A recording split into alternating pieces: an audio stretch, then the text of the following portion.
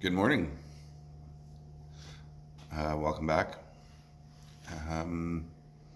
Last week, I was talking about ideation and sort of where I get the basis of my ideas from and cultivate ideas. And yeah, I thought about it a little bit and I thought maybe there's more I could give there. So yeah, I've been thinking about a couple of points this week about where the rest of my idea creation comes from.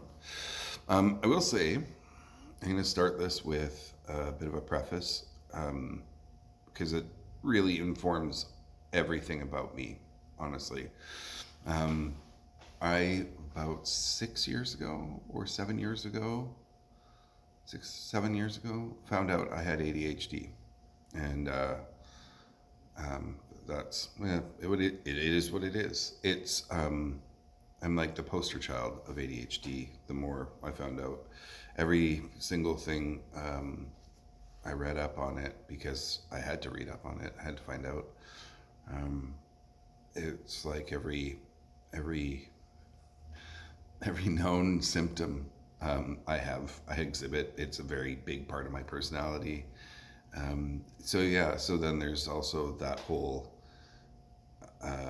post-diagnosis, and you start understanding it. You're like, oh, I thought all these things made me unique and different from all my friends, and there's nothing unique or different about it. I share the exact same traits as millions of people that also probably think that they're unique and different from all their friends, but we're actually all alike. We all have the same quirks and habits and pet peeves, and like they're just all the same. And it's really weird to think that you're one and find out that you're of millions, of legion. And that's totally okay. But the greatest thing that I think I did out of all that, because again, another thing is when adult men generally find out that they are ADHD and they do some research, they quite often go into depression. That's very textbook. It happens to the majority. And of course, it happened to me too. Yeah, so I made the decision then to, instead of wallowing and letting it keep careening my path and like diverting me, I was like, well, how do I, use this to my advantage? And there's great advantages. There's definitely some of the things that might even annoy people about me are, like persistence and absolute refusal to be told no. ADHD, but also that's got me like in my life I owned a nightclub for 10 years, and right now I own a historical, beautiful, time-honored restaurant, one of the best restaurants on the island, and like that's why I have toy companies, and because every time I was told no, I'm like, I'll be the judge of that. I'll let you know if no is the answer. So yeah, again, it annoys people about me, but it's also chemical, and I can't even control it. So, and all that is to say, I was exhibiting ADHD traits when I was very young, and obviously I didn't know what it was. I mean, we're talking back in the late 70s, and all the things that, that people would say about me. And it turned out they thought that I was just a special little kid, and there's nothing special. It was just that's how the ADHD manifested. Anyways, so one of the things, it gives me a crazy, I don't know, attention to detail, weird hobbies. Weird, like it's a very much a rabbit hole thing, right? That's one of the main traits of ADHD is rabbit holes, where you find out a little bit of information and you need to know more, and you sometimes can't even function until you get more information. And it's not something that you're deciding to do. It's executive dysfunction. It's your body your mind just shut down until it gets what it needs to move forward, which is absolutely horrible and has ruined many opportunities for me in life. But at the same time, again, here's places where I'm harnessing it. So I'm trying to steer this back to how this helps my idea creating process. So one thing that is very, I wouldn't say very common, but common enough that I don't feel weird anymore. Growing up, I'd tell my friends and they thought I was nuts. I once a year would read a dictionary. Once a year, I would pick up a different dictionary. I didn't want the same one as the last year because I already read that one. And it sounds crazy, but like over the years, I would note, I'm like, oh, that word wasn't in the last one, or this word wasn't in the last one. And I didn't actually catalog that I was memorizing a dictionary, but I did know when I was coming across a new word. And yeah, so that sort of stems from my need to be understood, I think, because I want to study the language and know that I know all the words. And again, not me, it's the ADHD. But yeah, so I would read dictionaries, amongst other things. I read lots of things, but there was often a dictionary in the mix on my nightstand, and I wouldn't read it from first page to last page and all in one night kind of thing. Like it'd be like, oh, I'd read a couple of pages and then I would bookmark it, and the next night I'd read a couple more pages and really try to absorb it. And yeah, I think again that's that desperate need to be understood, and not know how to do it, and think that the best way you can do it is by knowing all the words. So a byproduct of that, again, here's me harnessing my crazy, is I started coming across great words and awesome words. And I would actually, I think by the third or fourth time I did this, I started jotting down awesome words. And those, sometimes the word would be enough to spark an idea of a story or a character in me. Just a word, like, in I mean, literally, just like unfettered. I'd read that word and it would make me think, what would the best example of someone being unfettered be?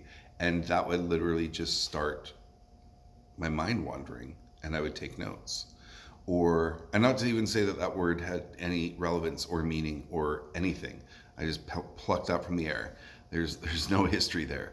But also, like, you'd find, you'd come across regular words, but because you're in this weird word headspace, a word all of a sudden just means a little more, or you see deeper meaning into it. I don't mean you're inventing deeper meaning into it. You're just like, oh, I took that word at face value forever, and now I'm actually reading it and taking it at full value. Oh, interesting. Huh. And then you sort of go from there. Anyways, I know it sounds ridiculous, but that was definitely a key in me starting to write and create. And I'm not recommending that to anybody. It is a very unrewarding system. But again, it came from a time when I just felt like everyone around me didn't understand me. I didn't understand me. And I was looking for ways to be understood. So, actually, that segues pretty nicely into why I even do this. Why I make action figures. Sorry, I wasn't going to get into a little confessional here or whatever, but I do this because when I was little, when I was about 4 or 5, I will say that I was sort of always a little adult. Like, I didn't really have a childhood like other people. I did, and people tried to provide that for me, but I always knew I was more mature than them, or I don't want to say smarter, but right, I was just plus. I was always in the advanced classes. I was always being. They wanted to skip me multiple grades, whatever. Um, but then there's a flip side to that too, and we'll come back. Maybe we won't come back to it. I'll just touch on it now. So yeah, my whole life up until my mid-teens, everybody's like, "You're so mature. You're so old. You're so this. You're so that." But that's it. I didn't mature past that. And that's very ADHD as well. So, yes, from a very young age, I was seen as mature and whatever. But now, let's just put a year on it. Let's just say from my teens, everybody always said I acted like a 20-year-old. And now I'm in, decades later, I'm still that 20-year-old. I haven't really progressed very much. It's a very short whatever. Again, that's ADHD. That's a very common ADHD, and that's why I think so many people in this hobby are it too, because we all have this sort of arrested development. We all have this childishness that drive people nuts, and we can't explain, but that's literally what it is. Anyways, so from a young age, interactions with people. I think I went through a lot of trauma as a child, and I don't say I think as in maybe I did, but I think that peppered in with the ADHD maybe had it really difficult for me to understand adults and the people around me, and I wasn't really around many kids, so I had difficulties processing human interactions because a lot of mine were right out the gate weird and unnormal. And I will say this in defense of my mother, and not that I need to defend her. She's long passed, very sad. She passed away 15 years ago. But ADHD is an inherited trait, and going back, I 100% believe my mom had it too.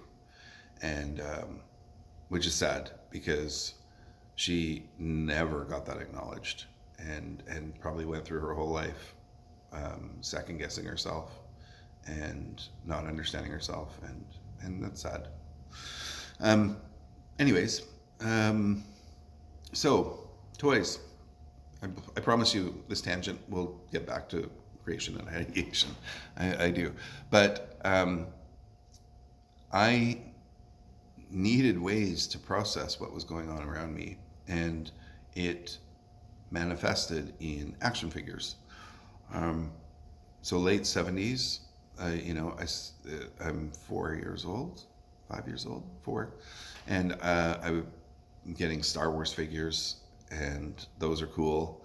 And I think I had some Adventure People, Fisher Price Adventure People, and then I don't remember. I had a couple of the Remco ones. Were they Remco? Like Buck Rogers and yeah, maybe some. Yeah, there was Buck Rogers and Star Trek, and maybe Black Hole. Anyways, I immediately took to them. Like I realized I could reenact scenarios from my day or from my week or whatever that weren't 100% making sense. And it was like a way of replaying them and understanding them. And there was no big revelation. We're talking about, I'm 5 at this time, 4 or 5 at this time. And I'm not having huge breakthroughs, like I'm a kid. But as time goes on, I start becoming cognizant of that. And my, it was, I remember being late 1982. We're in a store, or we're in a mall, and there was a store called Toys and Wheels. I don't know if that existed anywhere else other than Western Canada, but it was a toy chain that I loved, and it was our precursor to Toys R Us. And Toys and Wheels, we were in one of the ones in Victoria, and yeah, I saw GIJoe figures and I'd never seen these before, and I just lost it. I was like, oh my God, Mom, I need these. And she was like, you're never going to have a war toy. I'll never let you have a war toy. And I was just like, but look at these, like they are expressive. These figures, I can do things with them. I can make them move. They're not like a Star Wars figure where they're just essentially posed already. I found, they were very lacking. And it was that motion, that ability to move. It was hugely lucrative to me. I didn't even care about the pretense or the premise. I just wanted that expressiveness. And this is all a story for another day. But ultimately, a year or so passed. I ended up being able to start playing with GIJoes. And it was huge for me. Like, it was storytelling for me, but it was also understanding the world around me. And I knew from a very young age, like then, that was going to be a part of my life forever. Like, and I knew by the time I was 12 or 13 that I was going to make toys. I didn't know how, but I was going to do it. And yeah, I've spent most of my life trying to get there. So how do I bring this back to ideation? So yeah, a lot of my ideas for stories, a lot of my ideas for huge epic adventures came from, I used to have campaigns when I was playing with toys. Like, other kids would be like, oh, bring in figures, and then bang, bang, bang, battle, battle, battle. I would have campaigns that would last months. The longest one I ever had was almost a year, where it was the same. Like, I would revisit it every night and pick up where I left off. And then the next, add layers of story, more character interactions, plots, what have you. And then I would put that to rest. And then I'd come back to it the next day. And literally the longest one was like a 9-month long story or 10-month long story. I think it was 9 or 10. And that was the beginning of storytelling for me, for sure. And then, I think at some point, I understood genre. And I think there's a lot of people out there that still don't understand fully what genre is. And I don't want to say what they misclassify it as, because I don't want to put words in people's mouth, but genres are like a shorthand to storytelling. And each genre has a set of rules. Like, you can't tell a cowboy story effectively or with the reader's sense of satisfaction the same way you would tell a drama, right? You're looking for different things. The reader is coming to the genre with expectations that you can't, like, you can't put a horror story in front of somebody that's, looking for a comedy. Maybe there's a little bit of a tie there, but like, yeah, each genre has its own rules, and they're not being gatekept. Like, you can go out and read those rules wherever if that's something that interests you and you want to know more. So sometimes I will create things not because I like the genre's trappings, but because I like the rules.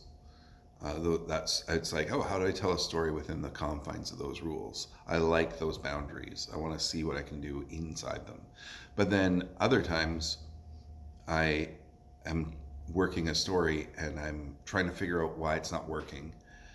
And I'm trying to find why it's not a satisfying story.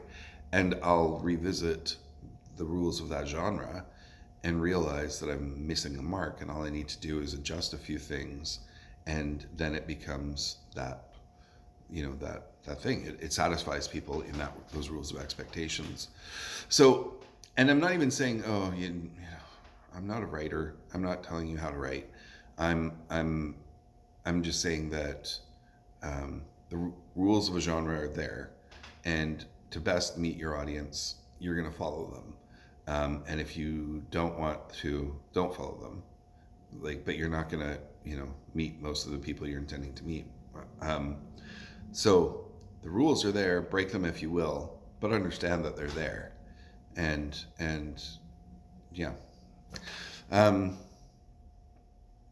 So that's another big key component for my creation process. And then I would say the other thing that I learned later in life, coming back to GIJoe, I was lucky enough over the years to meet one of my heroes, Larry Hama, repeatedly. He's very much at shows now and very open and very available, which is fantastic. But years ago, he wasn't. He was just sort of testing the waters a bit, I think. And I was lucky enough to go out for dinner with him once and go get drinks with him once. And I did a panel, which was purely unexpected, but I hosted a panel with him and a couple of other writers, and that was a panel at a convention, and again got to be behind the scenes with him for that and whatever. Anyways, Larry's great. Like I said, a huge influence on my writing as a kid, and a little trick that really helped me that I picked up from him was finding out that all those characters, all those G.I. Joes, they were all friends of his. And I don't mean like he was friends with whatever, Flash and Snake Eyes and whatever.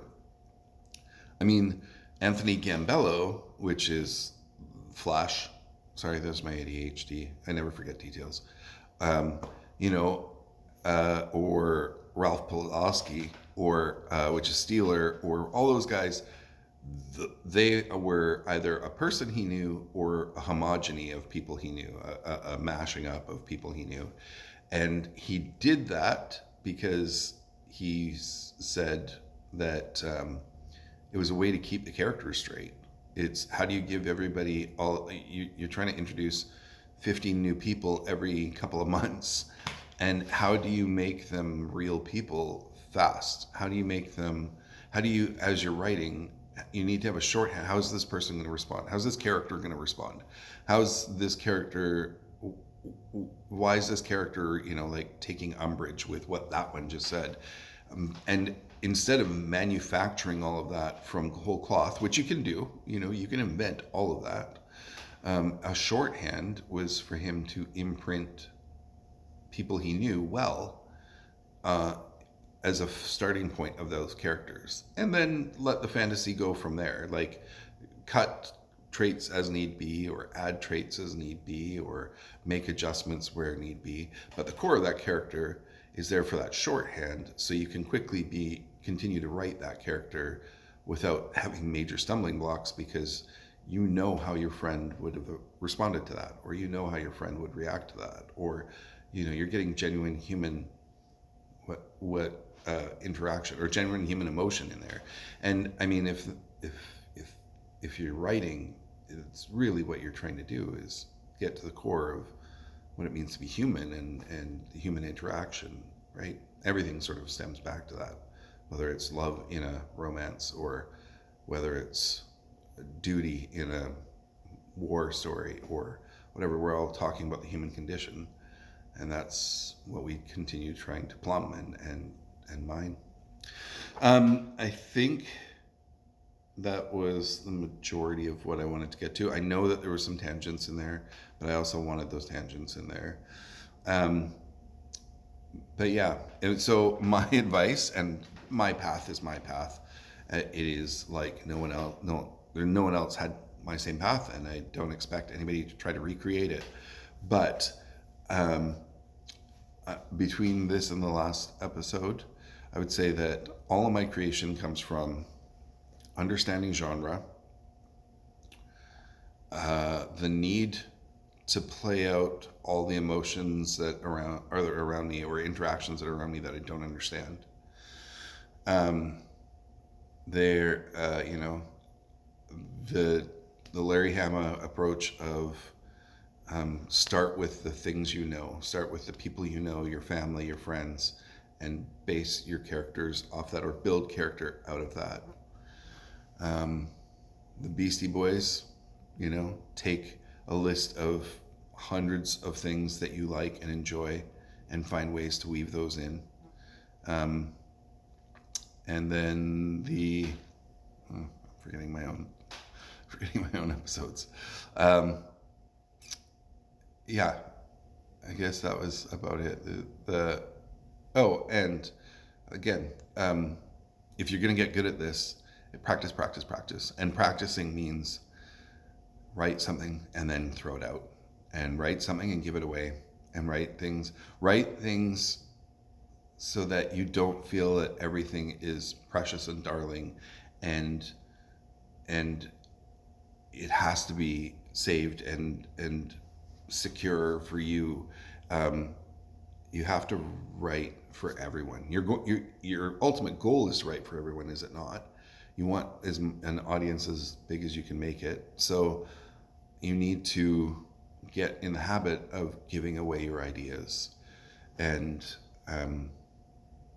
yeah, I would say those are the key principles of everything that's helped me create and get here.